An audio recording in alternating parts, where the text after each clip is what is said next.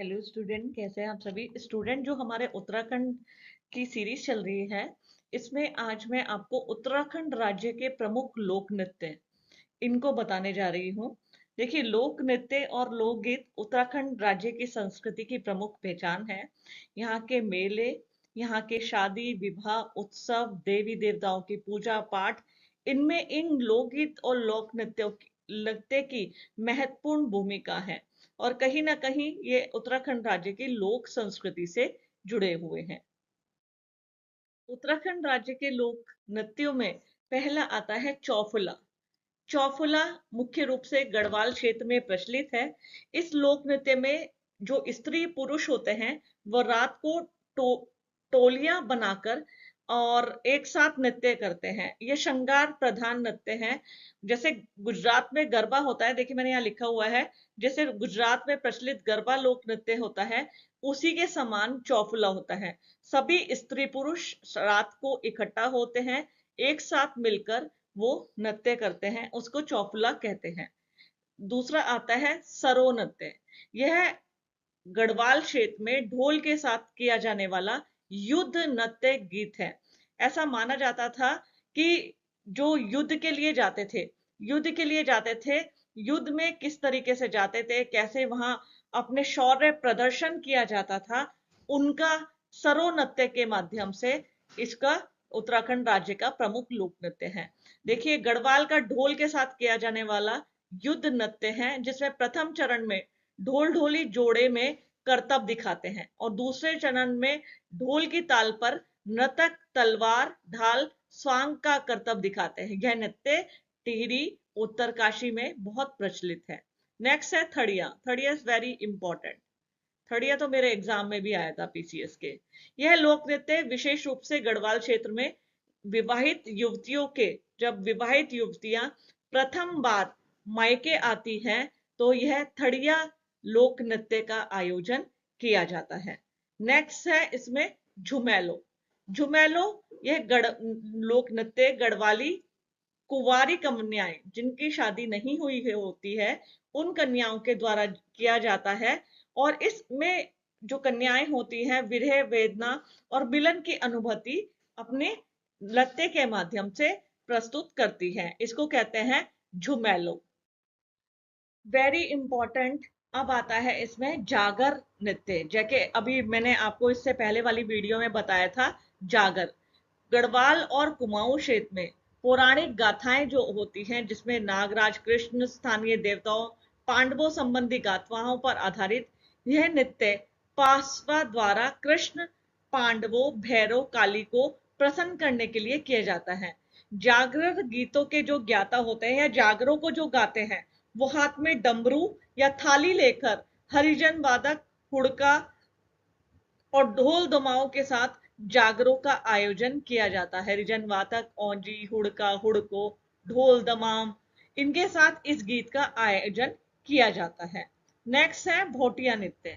भोटिया नृत्य, यह नृत्य जैसे कि इसके नाम से ही आपको पता चल रहा है, भोटिया जनजाति जो मुख्यतः चरवाहे होते हैं और उनके द्वारा किया जाता है। और खास तौर पर मृत्यु के धार्मिक अनुष्ठान के अवसर पर यह नृत्य किया जाता है। भोटिया जनजाति में ऐसी मान्यता प्रचलित है बच्चों, कि जब व्यक्ति मर जाते हैं तो उनकी आत्मा बकरी या भेड़ में निवास करने लगती है और उनकी आत्माओं की शांति के लिए या आत्माओं की मुक्ति के लिए भोटिया नृत्य आत्माओं को मुक्ति दिलाती है, ऐसा माना जाता है। देखिए, भोटिया जनजाति में यह मान्यता प्रचलित है कि मृत व्यक्ति की आत्मा मृत्यु के उपरांत एक बकरी या भेड़ में निवास करने लगती है, इसलिए इस लोक नृत्य में आत्मा को मुक्ति मिल जाती है। नेक्स्ट है इसमें वेरी इंपॉर्टेंट छोलिया नृत्य। उत्तराखंड के जितने भी मेले लगते हैं, जितने भी शोभा यात्रा होती है, उसमें आप छोलिया नृत्य जरूर देखेंगे। कुमाऊं क्षेत्र का यह प्रसिद्ध युद्ध नृत्य है, जिसे शादी, धार्मिक आयोजन, मेले में बड़े उल्लास से ढाल व तलवार के साथ किया जाता है। और गढ़वाल क्षेत्र में सरो पौड़ा नृत्य की तरह कहते हैं इसे। यह नागराज, नरसिंह तथा पांडव लीलाओं पर आधारित है। जो छोलिया नृत्य करते हैं, वो एक फ्रिल वाली ड्रेस पहनते हैं, हाथ में ढाल और तलवार लेते हैं और वो घूम घूम के युद्ध नृत्य की तरह उसको नृत्य करते हैं। नेक्स्ट है स्टूडेंट हारुल नृत्य। हारुल नृत्य उत्तराखंड में जौनसार जनजाति का विशेष नृत्य है, जौनसारी जनजाति का। इसकी विषय वस्तु, जो हारुल नृत्य की विषय वस्तु है, वो महाभारत में पांडवों का जीवन दर्शन था, उस पर आधारित है। और इस लोक नृत्य में रमतुल्ला वादन, रमतुल्ला एक तांबे या पीतल की मिश्रित धातु से एक वाद्य यंत्र है, उस वाद्य यंत्र को जरूर बजाया जाता है। ऐसा माना जाता है रमतुल्ला शिव जी का प्रिय है, और तांडव नृत्य के दौरान उन्होंने रमतुल्ला और डमरू, ऐसा माना जाता है, दोनों ही बजाए थे। तो यह पांडवों के जीवन दर्शन पर आधारित होता है हारुल नृत्य। और इसमें रमतुल्ला वादन, देखिए मैंने इस लोक नृत्य में रमतुल्ला वादन अनिवार्य माना जाता है। और रमतुल्ला जो है शिव जी का प्रिय वाद्य था, तथा तांडव नृत्य के दौरान उन्होंने रमतुल्ला और डमरू दोनों ही बजाए थे। Very very important. बरदा नटी, बरदा नटी जो होता है, बरदा, ये उत्तराखंड के लोक नृत्य में धार्मिक उत्सवों और त्योहारों के अवसर के दौरान प्रचलित है। यह लोक नृत्य स्त्री और पुरुष जो होते हैं रंग बिरंगे परिधान पहनकर करते हैं। और खास तौर पे बरदा नटी जो होता है, जो यहाँ के धार्मिक आयोजन और मेले होते हैं, उसमें सबसे अधिक होता है बरदा नटी। नेक्स्ट है पांडव नृत्य। जो पांडव नृत्य है, यह उत्तराखंड में खास तौर पर दीपावली और दशहरा के अवसर पर आयोजित किया जाता है। पांडव नृत्य महाभारत की, जैसे कि आपको पता है, पांडवार्थ या पांडव नृत्य महाभारत की कहानी को वर्णित करते हुए नृत्य व गीतों के माध्यम से प्रस्तुत किया जाता है। इसको क्या कहते हैं? पांडव नृत्य। लंगवरी नृत्य, एक तरह से नट, आपने नट देखे हैं ना, नट जो होते हैं वो करतब दिखाते हैं, एक रस्सी के ऊपर बांस पकड़कर चलते हैं। इसी तरीके से उत्तराखंड के पुरुषों के द्वारा यह जो है एक नट संबंधी नृत्य है, जिसमें नर्तक एक खंबे के शिखर पर चढ़कर खंबे पर चढ़ता है और वो अपने आप को संतुलित करता है, और ढोल और संगीत के माध्यम से वह अपने पेट, आपने साउथ में देखा होगा मलखम बोलते हैं, मलखम मतलब खंबे के ऊपर, उसी की तरह से ये होता है। वह अपने पोल के ऊपर पेट को संतुलित करता है और अपने आप को चारों ओर घुमा घुमा कर करतब दिखाता है। तो इसे नट नृत्य के समान है, इसे बोलते हैं लंगवीर नृत्य। पौड़ा नृत्य, यह नृत्य भोटिया जनजाति के लोगों के द्वारा पौड़ा नृत्य विवाह के अवसर पर किया जाता है। इंपॉर्टेंट है, वेरी इंपॉर्टेंट। पौड़ा नृत्य। बुढ़ियात लोक नृत्य, जौनसारी समाज में यह नृत्य जन्मोत्सव, शादी विवाह और अन्य जो शुभ तीज त्योहार माने जाते हैं, उनके अवसर पर बुढ़ियात नृत्य किया जाता है। मंडाण नृत्य, मंडाण गढ़वाल क्षेत्र के खास तौर पर टिहरी और उत्तरकाशी में देवी देवताओं के पूजन, देवताओं के पूजन, शादी विवाह के मौके पर यह नृत्य किया जाता है। यह 4 तालों में किए जाते हैं।